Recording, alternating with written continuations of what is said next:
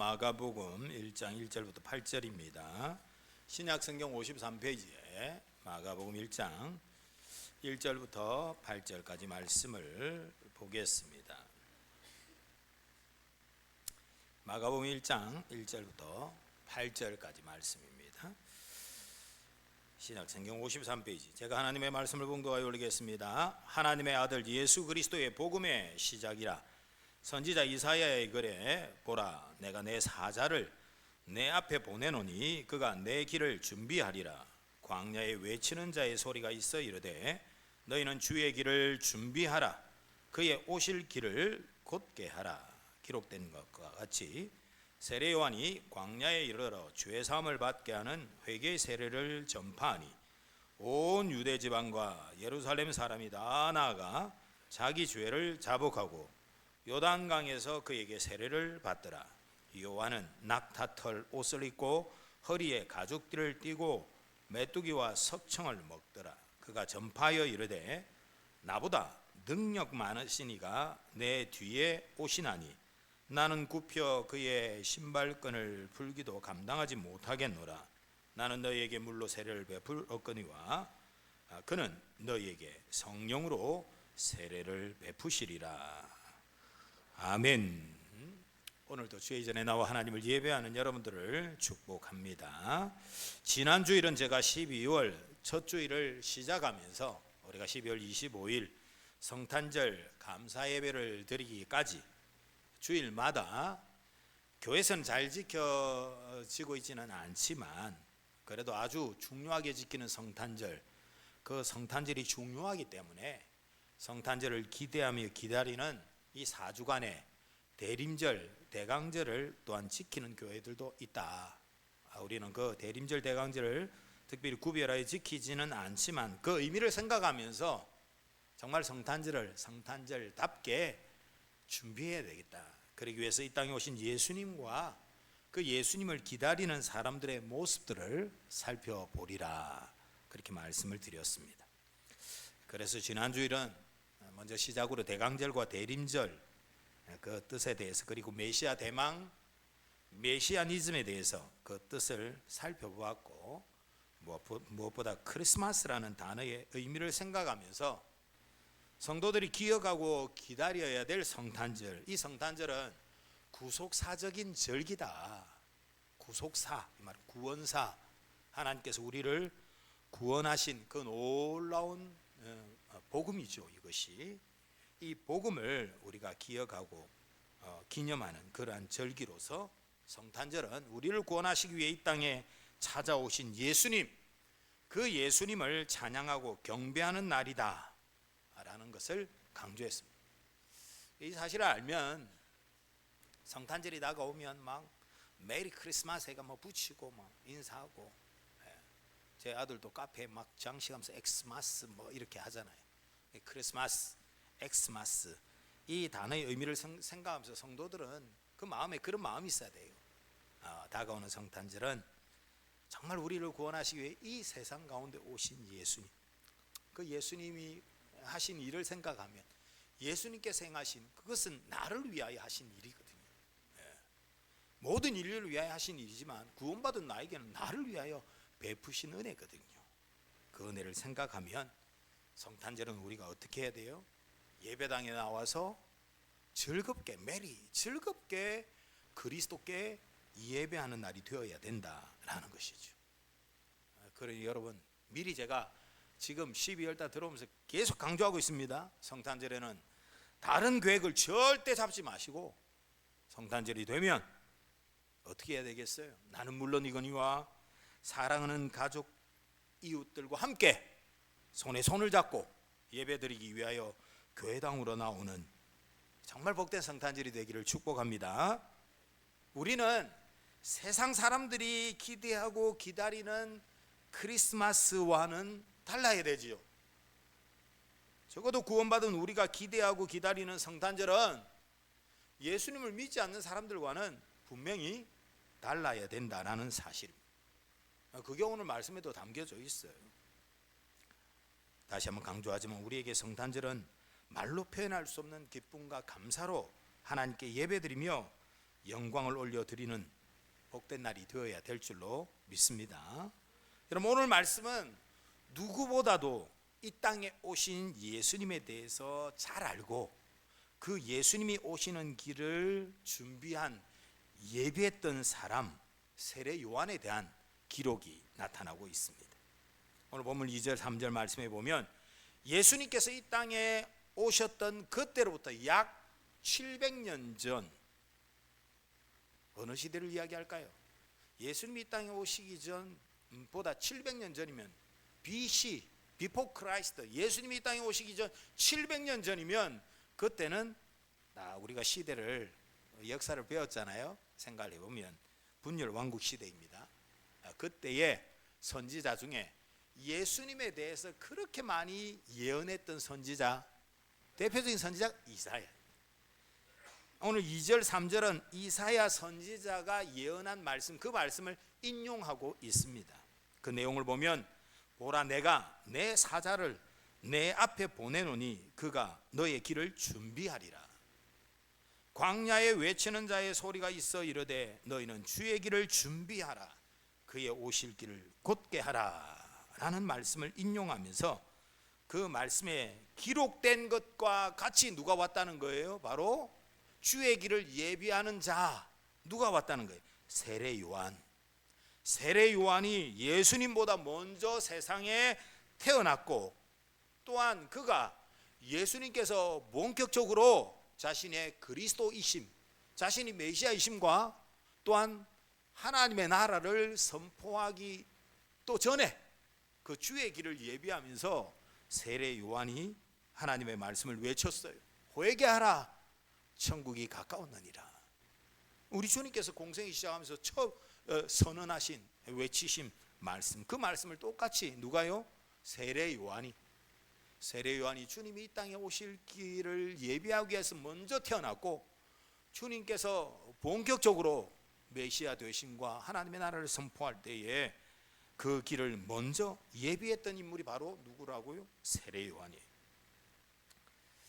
그러므로 마가복음 1장의 시작은 누구보다도 이 땅에 오실 주님을 기대하며 또한 기다리며 전했던 세례 요한, 그 세례 요한을 통해서 이 땅에 오시는 예수님이 누구이신지를 지금 전하고 있고, 또한 그 주님을, 그 예수님을 기다리는 사람들은 어떤 마음과 자세를 가지고 기다려야 되는지 너무 잘 보여주는 그런 본문이다라는 것이죠. 여러분, 세례 요한에 대해서는 너무 중요한 인물이니까 사복음서, 신약의 마태, 마가, 누가, 요한 사복음서에서 모두 찾아볼 수 있는데, 그래도 특히 누가복음에 보면, 누가복음 1장 5절부터 보면 이 세례 요한이라는 인물의 출생부터 시작해서 그가 이 땅에 태어나서 어떤 일을 하게 될 것인가 아주 구체적으로, 누가복음 1장이 길거든요. 80절이나 돼요. 89절. 그 긴 1장에 세례 요한에 대한 내용을 아주 구체적으로 많이 담고 있습니다. 세례 요한의 출생의 비밀도 아니죠. 성경에 기록해 놓았으니까. 세례 요한은 유대 땅 헤롯이 통치할 때에 제사장 사가랴 집안에서 태어났다라고 하면서 예수님보다 6개월 먼저 세상에 태어났고, 그는 이 땅에 오실 메시아이신 예수님의 길을 준비하는 자다라고 그렇게 기록을 하고 있습니다. 여러분, 이 세례 요한에 대해서는 복음서뿐이겠습니까? 당연히 예수 그리스도께서 장차 오실, 이 땅에 오실 예수님에 대해서 기록한 성경, 그게 뭐지요? 구약 성경. 구약 성경에도 이 세례 요한에 대한 이야기를 주님과 함께, 예수님, 장차 이 땅에 오실 예수님과 함께 기록을 하고 있단 말이에요. 구약의 마지막 성경인 말라기서에 보면, 구약의 마지막 성경이 말라기잖아요. 그 말라기의 결론 부분에 해당되는 4장의 말씀에 보면 이 땅에 오실 그리스도, 그분을 맞이할 준비를 하라. 하나님의 택한 백성 이스라엘아, 예수 그리스도께서 이 땅에 오실 것이다. 그러니 너희들은 모세의 율법 곧 하나님의 말씀을 기억하고 그 말씀을 따라 행하는 삶을 살아야 된다라고 말라기 4장이 말씀을 하고 있어요. 이 말씀을 하시고 이제 세례 요한이 등장하거든요. 그러니 먼저 우리가 이 땅에 오실 예수 그리스도를 준비하라고 하나님의 백성들에게 선언한 그 구약의 말씀을 통해서 이 땅에 오실 예수님, 이제 우리 예수님은 오신 예수님을 우리는 바라보죠. 그 이 대림절, 대강절은, 성탄절은 사실은 이 땅에 오신 예수님을 우리가 말씀을 통하여 보면서 그 성탄절의 의미를 깨닫는 것도 중요하지만, 이제 우리는 누구를 기다려요? 또 다시 오실 주님을 기다린단 말이에요. 다시 오실 주님을 기다리는 우리도 동일한 마음과 자세로 기다려야 된다라는 거예요. 어떤 마음과 자세로 기다렸어요? 말라기 마지막에 그리스도의 초림, 오심을 이야기하면서 뭐라고 강조했습니까? 하나님의 택한 백성들이요, 어떻게 하라고요? 모세의 율법, 이 율법 누가 주신 거예요? 하나님이 주신 것, 하나님의 말씀이란 말이에요. 너희들은 하나님의 말씀을 기억하고 그 말씀을 따라 행하는 삶을 살아야 된다. 성탄절을 기다리는 우리의 마음은요, 이 절기를 단지 그냥 한 해마다 지나가는 행사, 축제가 아니라 장로님 기도하셨듯이 그런 날로 보내는 것이 아니고요, 이 날을 기다리는 우리는 더 하나님의 말씀에 귀를 기울이고 그 말씀을 따라 더 살아야 되겠다, 이런 마음이 그 어느 때보다 더 커야 된다는 거예요. 여러분, 이 한 주간 오늘 선포되는 말씀뿐만 아니라 여러분이 기록된 말씀을 통하여 지금까지 신앙생활을 하면서 우리가 깨닫게 된 하나님의 뜻을 정말 이 12월 달 성탄절 기다린 여러분들이 더 그 말씀대로 살아가고자 하는 그런 하나님의 자녀들이 되기를 축복합니다. 그게 성탄절을 기다리는 의미 있는 삶인 거예요. 여호수아 1장 8절 말씀에 이 율법책 하나님의 말씀을 너의 입에서 떠나지 말게 하고 주야로 그것을 묵상하여 그 가운데 기록한 대로 다 지켜 행하라. 그리하면 어떻게 된다고? 어떤 약속을 또 주셨어요? 그리하면 너의 길이 어떻게 해요?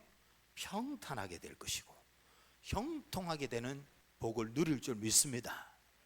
저는 여러분들이 성탄절을 기대하며 기다린 여러분들이 정말 하나님의 복을 누리기를 원해요. 저는 그러니 성탄절을 성탄절답게 기다려야 되지 않겠어요? 네? 세상의 흐름에 그냥 휩쓸려 다니지 마시고 예수 믿는 우리는 적어도 이 성탄절을 기대하는 모습이 달라야 된다라는 것입니다. 여러분, 하나님의 말씀은 진리입니다. 여러분, 하나님의 말씀은 진리이기 때문에 하나님은 약속하신 말씀에 신실하신 분이십니다. 그 말씀을 그대로 이루시는 분이에요. 그것을 오늘 본문 4절에서 분명히 말씀하고 있잖아요. 하나님께서는 그리스도께서 메시아로서 강림하시기 직전에 주의 길을 예비하는 사자를 보내어서 다시 한번 회개를 외칠 것을 약속하셨는데, 그 예언대로 말씀대로 주님이 이 땅에 오시기 전에 세례 요한이 이 땅에 태어났고, 세례 요한은 광야에서 회개하라 천국이 가까웠느니라 외치는 거예요. 그 장면은 그야말로 하나님의 말씀, 그 약속의 말씀, 그 예언이 어떻게 성취되는 그 장면인 거예요. 그 장면을 딱 떠올리면 얼마나 참 멋진지. 물론 세례 요한의 그 행색이나 또 세례 요한의 어떤 모습, 삶을 보면 영광스럽게 느껴지지 않지만, 하나님의 말씀, 구약에 예언된 말씀을 아는 이들은 그 말씀의 그 예언의 성취의 장면과 같은 영광스러운 장면이에요. 성경에 자세히 기록하고 있지 않지만 저는 말씀을 읽으면서 세례 요한이 광야에서 그렇게 주의 말씀을, 주의 길을 예배하면서 외치는 그 장면을 딱 떠올리면 마치 모세가 하나님을 만나고 산에서 내려왔을 때 어떻다고 했어요? 그냥 세상의 빛과는 다른 후광이 있었는 거예요. 그런 게 있었다고 기록은 안 나와 있습니다. 그런데 저는 개인적으로 말씀을 보면서 이 장면을 그렇게 느꼈어요. 구약의 예언대로 말씀대로 그리스도께서 이 땅에 초림하심으로 여호와의 날이 이 땅에 임하고, 그리고 그분이 부활 성천하심으로 이제 다시 오실 것이다 약속하셨는데, 예수님께서 다시 오시는 그날에 여호와의 날, 그날이 완성되어질 것이다. 이게 성경의 정말 대주제라고 할 수 있는 거예요. 이런 놀라운 이 복음, 이게 복음이거든요. 이게 놀라운 복음이에요. 그 복음의 핵심과도 같은 그 사실을 이 성탄절이 그런 메시지를 담고 있는 거예요. 얼마나 엄청납니까? 여러분, 우리가 오늘 말씀에 나타나는 세례 요한, 이 세례 요한은 예수님이 오시기 전 주의 길을 예비하는 엘리야와 같은 사자, 하나님의 보냄을 받은 자다라는 사실을 앞서 말씀드렸던 말라기뿐만 아니라 또 신약 성경 복음서에서도 또 구약의 또 다른 부분에서도 여러 곳에서 볼 수 있어요. 우리가 복음서 중에 누가복음 1장 17절에 보면 천사가 나타나 세례 요한의 아버지인 사가랴에게 찾아와서 너의 가정에 아들이 태어나게 될 것인데 그 이름을 요한이라고 해라, 그렇게 말씀하시면서 천사가 무엇을 전하고 있느냐? 그가 엘리야의 심령과 능력으로 주님 앞에 먼저 올 것이다. 누가 전해줬어요? 천사가 세례 요한의 아버지 사가랴, 그 부인 엘리사벳에게 그 사실을 전하고 있는 거예요. 그러니 말라기서에 예수님께서 오실 것인데 예수님이 오시기 전에 먼저 보냄을 받은 사자, 그 사자가 어떤 선지자와 같은 사람이라고요? 엘리야 선지자와 같은 이가 온다. 그러니 누가복음에서 바로 이 엘리야와 같은 선지자가 누구라고요? 바로 세례 요한이다. 천사를 통하여 전해주었고요. 천사에 전해주는 말보다 더 중요한 게 누구의 말씀이에요? 예수님의 말씀이거든. 마태복음 11장 10절에 보면 우리 예수님께서 직접 하신 말씀이 나타나요. 그 말씀에 보면 예수님께서 말라기서의 말씀을 인용하면서 내가 내 앞에 보내어질 그 사자가 누구냐? 그 사자는 여인이 낳은 자 중에 큰 사람이 있는데 바로 세례 요한이라는 인물인데 그는 내가 오기 전에 오리라 한 엘리야. 그 엘리야와 같은 선지자가 바로 누구라고요? 이 세례 요한이다. 누가 이 증언을 하신 거예요? 너무 중요하신 예수님께서 이 말씀을 직접 하신 거예요. 그리고 말라기서뿐만 아니라 구약에 보면 본문 6절에 본문 6절의 말씀에 오늘 우리가 읽었던 말씀에 보면 세례 요한의 행색에 대해서 뭐라고 말씀하고 있습니까? 이 세례 요한은 낙타 트롯을 입고 그리고 허리에 가죽띠를 띠고 메뚜기와 석청을 먹었다. 왜 굳이 이 귀한 하나님의 말씀에 이 세례 요한의 이 외모를 이렇게 설명을 하고 있을까? 왜 그럴까요? 그것은 이 세례 요한이 바로 구약에서 예수님 앞서 오시는 사자, 주의 길을 예비하는 그러한 인물이라는 사실을 이 6절에서도 본문 6절에서도 강조하고 있는 거예요. 왜냐하면 구약 성경에 나타난 엘리야의 모습, 그 엘리야의 모습에 대해서 열왕기하 1장 8절 말씀을 보면 분열 왕국 시대 북이스라엘에서 활동했던 엘리야라는 선지자의 외모에 대해서 거기에도 기록을 하고 있어요. 그 엘리야는 털이 많은 사람인데 허리에 가죽띠를 띄었다라고 그 엘리야에 대해서 구약에 기록을 하고 있는 거예요. 또 구약에 선지자의 무슨 옷을 입고 무슨 띠를 띈지 그거 기록하고 있나 이런 생각할 수도 있겠지만 철저하게 엘리야에 대해서 구약에서도 그렇게 기록하고 있고 오늘 복음서에서도 오늘 본문에서도 세례 요한의 그 입은 옷과 띈 띠를 얘기한 것, 이건 뭘 얘기하고 있는 거예요? 너무 중요한 이 땅에 오실 예수 메시아, 그분이 오실 건데 그를 예비하는 사자, 그 세례 요한도 구약에 말씀하신 대로 주님의 길을 예비하는 그 사람이다. 이처럼 성경의 여러 곳에서 예수님이 오시기 전에 이 땅에 먼저 와서 예수님의 길을 준비하는 엘리야와 같은 주의 사자가 바로 세례 요한이다라는 것을 보여주고 있는 것입니다. 그러므로 이 세례 요한이라는 인물을 제가 이 대림절에 함께 나누고자 하는 것은 누구보다도 누구에 대해서? 예수님에 대해서 잘 알고 또 예수님의 오실 길을 예비하고 준비하는 그 세례 요한의 모습은 우리가 어떻게 주님을 기다려야 되는지, 또 다시 오실 주님을 우리가 어떻게 기다려야 되는지를 너무 잘 보여주는 거예요.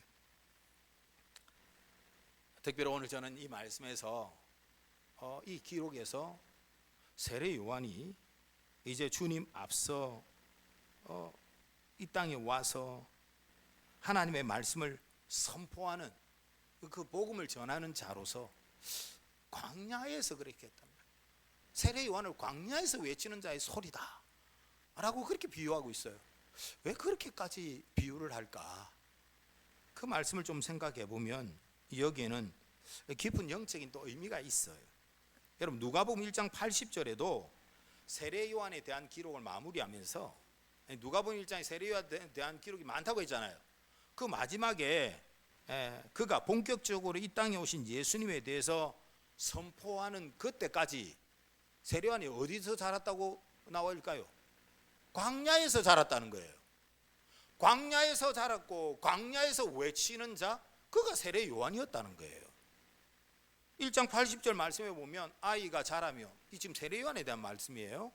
2장에는 우리 예수님의 어린 시절을 이야기하면서 아이가 자라며 하나님과 사람에게 사랑을 받았다, 기후와 지혜가 자랐다, 예수님에 대한 기록, 예수님의 인성에 대한 그 기록을 누가복음 2장에 두고 있고, 1장에는 세례 요한에 대한 이야기를 하면서 80절에 아이가 자라며 심령이 강하여지고 이스라엘에게 나타나는 그날까지 빈들에 있었다는 거예요.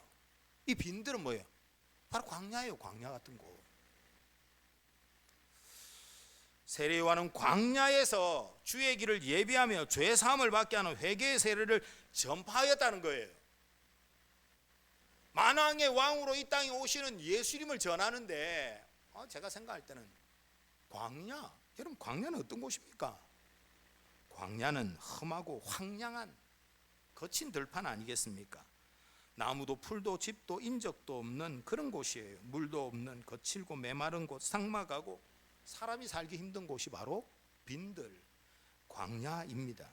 그런데 왜 그런 광야에서 세례 요한이 죄 사함을 받게 하는 회개의 세례를 전파하고 있느냐는 거예요. 우리가 생각할 때는 좀 많은 사람이 있는 곳에서, 대도시 많은 사람이 있는 곳에서 세례 요한이 예수님께서 오신다, 메시아가 오신다, 너희들 어떻게 하라고요? 회개하라, 천국이 가까웠느니라. 이렇게 좀 해야 되는 거 아니에요?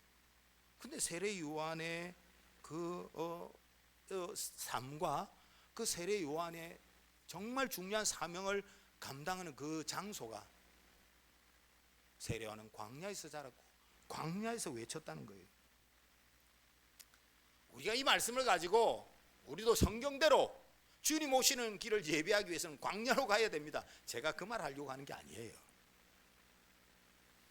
저는 이 말씀을 묵상하면서 예수님을 기다리는 사람, 예수님의 길을 예비하는 사람, 그 사람들이 어디로 가야 되냐?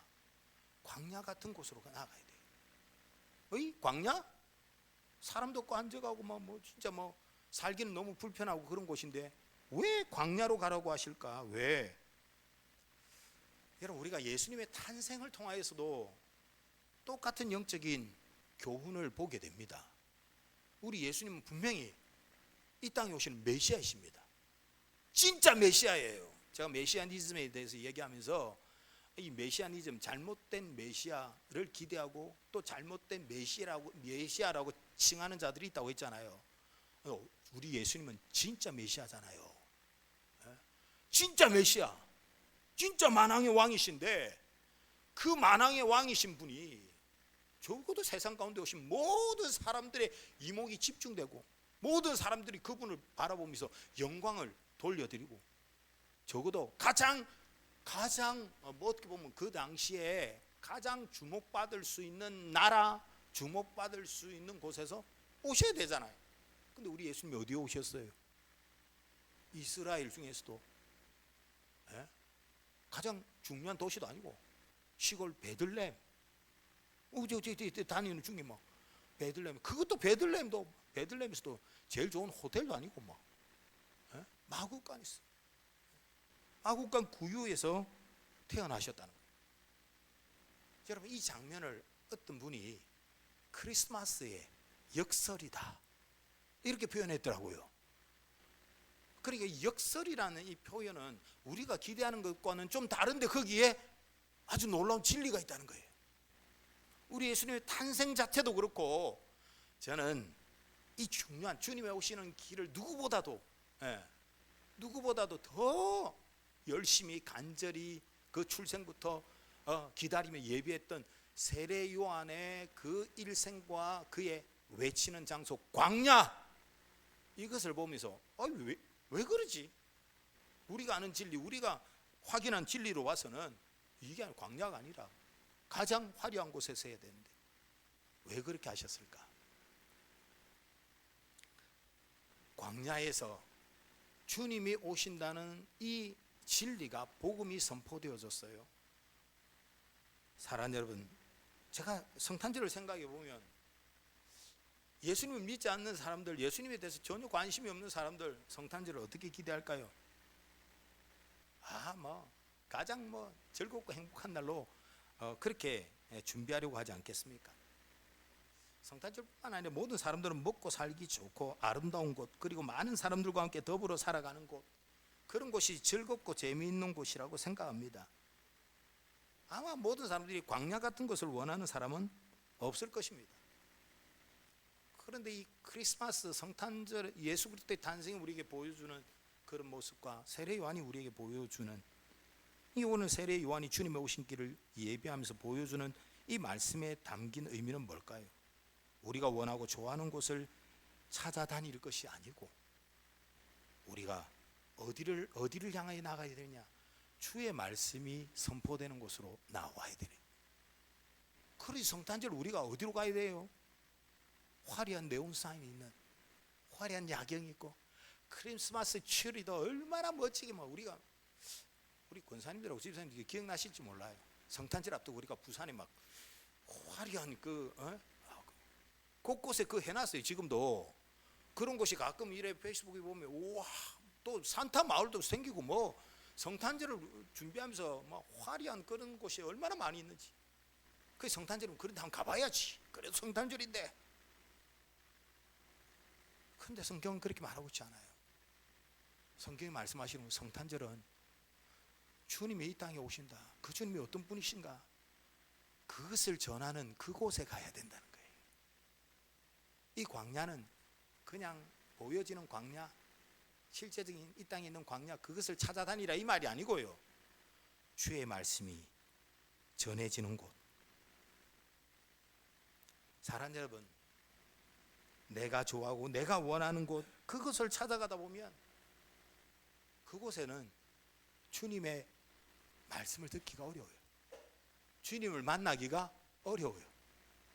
그러니까 세상을 좋아하는 사람은, 세상을 너무 즐기고 세상의 낙을 너무 누리는 사람은 아멘 주 예수여 다시 오소, 절대 그런 생각 안 합니다. 왜요? 지금 좋거든요. 세상을 좋아하고 자기가 원하는 것을 찾아다니는 사람들은, 그 사람은 절대 주님을 고대하지 않습니다. 주님을 기대하지 않아요. 장차 오실 하나님의 나라를 소망하지 않아요. 영원한 하나님의 나라, 그 하나님의 나라를 기대하고 꿈꾸면서 하나님의 나라를 이 땅에서 누리며 맛보는 그것보다는 그냥 화려하고 내 마음이 기쁘고 내 마음이 좋고 내 마음이 즐거운 그런 곳을 찾아다니는 거예요. 성탄절을 앞두고 있는 세상의 모습과 우리의 모습을 한번 생각해 보세요, 여러분. 우리도 아무 생각 없이 그러한 것을 쫓아다니지 않았으면 좋겠어요. 그런 계획을 세우지 마시고 성탄절은 주의 말씀이 있는 곳으로 나오시기를 축복합니다. 주의 말씀이 있는 곳으로 나올 때에 너무나 분명하고 선명한 복음과 함께, 복음 예수 그리스도와 함께, 그 예수 그리스도를 기다리는 성도의 모습은 어떤 모습이어야 되느냐? 광야에서 외치는 자의 소리, 세례 요한의 외침은 무엇이었습니까? 오늘 말씀해 보면 무엇을 외치고 있어요? 회개하라, 천국이 가까웠느니라. 세례 요한이 광야에 이르러 죄 사함을 받게 하는 회개의 세례를 전파하였다라는 거예요. 그러니 오늘 말씀에 온 유대 지방과 예루살렘 사람이 다 나아가 자기 죄를 자복하고 요단강에서 그에게 세례를 받으라. 사랑하는 여러분, 우리가 주의 말씀이 있는 곳으로 나와야 돼요. 그리고 주의 말씀 앞에서 그 말씀에 부딪힐 때에 그 말씀이 내 모습을 쫙 들여다 보여줄 때에 여러분 정말 그 말씀 앞에 부딪히는 성도의 모습은 뭐겠어요? 정말 하나님 앞에 엎드릴 수밖에 없어요. 여러분, 우리는 하나님 앞에 진정하게 진정성 있는 회개의 삶을 살아가게 되는 것입니다. 저는 이 성탄절을 앞두고 여러분 말씀이 있는 자리, 기도의 자리로 여러분이 더 겸손히 나오면서 그 말씀 앞에 부딪혀 기도할 때에 하나님 앞에 또 어떻게 보면 이 안을 돌아보면서 현재 내 모습을 바라보면서 앞으로 내 삶이 하나님의 말씀으로 더욱더 거룩하여지기를 소망하는 여러분이 되기를 축복합니다. 하나님 앞에서 회개하는 삶을 통해서, 회개는 뭐예요? 진정한 회개는, 진정성 있는 회개는 잘못된 길에서 돌아서는 거예요. 나의 잘못된 신앙을 돌이키는 역사가 일어나고 아직도 버리지 못한 옛 습관, 옛 사람의 마음, 그 마음을 버리는 놀라운 일들이 성탄절을 기대하고 기다리는 우리 가운데 일어나야 되는 것입니다. 오늘 주님을 기다리며 외치는 세례 요한의 외침이 바로 그런 외침이었어요. 세례 요한은 이 이후에 마태복음 3장의 말씀에 보면 바리새인과 사두개인들, 그 당시에 종교 지도자들, 누구보다도 자기들이 하나님을 잘 믿는다고 그렇게 막 교만한 자들 아닙니까? 그들을 향하여 뭐라고 외친 줄 아십니까? 그들도 세례 요한이 보니까 심상치 않은 사람이거든요. 그러니까 세례 요한에게 세례 요한이 막 회개의 세례를 베푸니까 그 세례 베푸는 대로 자기들이 막 왔는데, 세례 요한이 얼마나 민망하게 이 종교 지도자들을 향하여서 바리새인과 사두개인들을 향하여 뭐라고 한지 아세요? 성경에 보니까 독사의 자식들아. 와, 이거 그 말도 충격적인데, 그렇게 말한 이유가 뭐냐? 뒤에 딱 너희에게 임박한 진노. 그러니까 무슨 말입니까? 이 독사의 자식들아, 너희들은 하나님의 진노 받는다. 어이구야, 세례 요한이 얼마나 무서운 말을 하는지.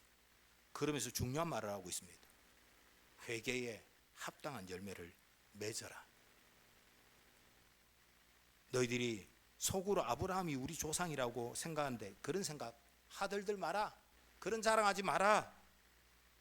내가 너희에게 전하는 말은 뭐냐? 하나님께서 너희 이 돌들로도 아브라함의 자손이 되게 할 것이다. 그러면서 이 뒤에 말씀 보면 도끼가 나무 뿌리에 놓였으니 좋은 열매 맺지 않은 나무마다 찍혀 불에 던지울 것이다. 그러니까 좋은 열매를 맺지 않으면 너희들은 뭐예요? 하나님의 진노를 피할 수 없다, 이 말이에요. 좋은 열매, 무슨 열매를 말하는 거예요? 뭐가 좋은 열매예요? 회개에 합당한 열매예요. 여러분, 이 성탄절과 이 성탄절을 기다리는 여러분들이 정말 저는 회개에 합당한 열매, 좋은 열매를 맺으시기를 축복합니다. 아이고, 회개하면 우리가 생각하면 뭐예요? 우리 죄를 막 잡아가고 눈물을 흘리고 막 참 부끄럽고 막 이런 게, 이게 좋은 열매로 표현될 수 있을까? 아니에요. 하나님의 말씀은 우리에게 분명히 그렇게 전해주고 있어요. 그 모습이 아름답다는 거예요. 그 모습이 좋다는 거예요. 어떤 모습이? 회개에 합당한 열매를 맺는 것. 그러니 우리 예수님께서도 산상수훈 마태복음 5장 8절에 마음이 청결한 자는 회개의 열매를 맺으면서 거룩한 삶을 갈구하는 그런 삶을 사는 자들이, 그들이 하나님을 볼 것이라는 거예요. 그들이 주님을 바로 보게 될 것입니다. 그들이 이 세상에 오신 주님을 알아볼 수 있다는 거예요. 그들이 다시 오실 주님을 정말 잘 기다릴 수 있는 거예요. 신랑 되신 예수님 다시 오실 때 그분을 온전히 바르게 예배할 수 있는 것입니다. 사랑하는 여러분, 우리 오늘 주신 말씀을 통해서 이 땅에 오신 예수님, 그 예수님이 어떤 분이신지, 그리고 이 땅에 오신 예수님, 그 예수님을 기다리는 우리 성도가 어떠해야 되는지 제가 말씀을 간단히 정리하면서 함께 기도할 것은, 여러분, 주님이 이 땅에 오신다는 그 하나님의 약속, 그 약속은 분명히 예언된 대로 성취되어진 것입니다. 이것은 복음이요 진리입니다. 이 땅을 살아가는 우리 성도에게 주신 하나님의 말씀, 그 기록된 말씀, 또 이 기록된 말씀, 성탄절을 맞이하는 우리는 더 이 말씀에 민감하게 반응하며 순종하는 삶을 살아가야 될 것입니다. 무엇보다 주의 말씀을 따라 살아가지 못하는 우리의 연약함에 대해서 가슴 아파하면서 우리의 죄를 자복하고 회개함으로 회개에 합당한 열매 거룩한 삶을 살아가는, 정말 그렇게 살 수 있을까요? 살 수 있어요. 그렇게 살기 위해서 거룩한 몸부림을 치면서 무엇보다 우리의 연약함을 너무나 잘 아시는 우리 하나님께서, 우리 예수님께서 부활승천하시고 우리 가운데 보내오신 누구예요? 보혜사 성령님을 통해. 그래서 오늘 본문의 마지막은 뭐예요? 죄 사함의 세례, 물로 세례를 베푸지만 우리 예수님은 어떤 분이라고요? 우리에게 성령으로 세례를 주시는 분이라는 거예요. 이 땅에 오신 예수님은 우리에게 성령의 세례를 통하여, 그래 우리 주님을 통해, 주님을 영접하면 곧 뭐예요? 우리 가운데 성령님께서 우리 가운데 내주하시는 것이다 말씀하셨잖아요. 사랑하는 여러분, 우리의 연약함을 너무나 잘 아시는 주님께서 우리 가운데 보내신 보혜사 성령님을 통해서 오늘도 우리가 성탄절에 대한 의미를 잘 이해하고 깨닫고 정말 이 땅에 오신 주님께 기쁨과 감사로 예배하는 우리가 되고, 다시 오실 주님을 기다리는 마라나타 신앙으로 승리하는 삶을 사는 우리 모두가 되기를 축복합니다. 주신 말씀 생각하시면서 한번 같이 기도하십시다. 주님, 그렇습니다. 우리가 매년 다가오는 성탄절이기 때문에 어떻게 보면 세상이 너무나 유월안하고 시끄럽게 그 성탄절 크리스마스를 준비하니까 당연히 그런 날로 그냥 한 해 성탄절을 흘려보낼 때가 있습니다. 단지 우리는 그냥 그날만 예배하는 날로 지나쳤던 우리의 모습을 용서해 주시고, 정말 이 성탄절을 통하여 우리에게 주시고자 하시는 말씀의 교훈에 우리가 분명히 반응하고 깨닫고 정말 그 말씀에 합당한 주님을 기다리는 사람 되게 하시고, 이제는 다시 오실 주님을 그렇게 준비하는 우리가 되게 해 주시옵소서. 주신 말씀 생각하면서 기도합시다. 기도합니다.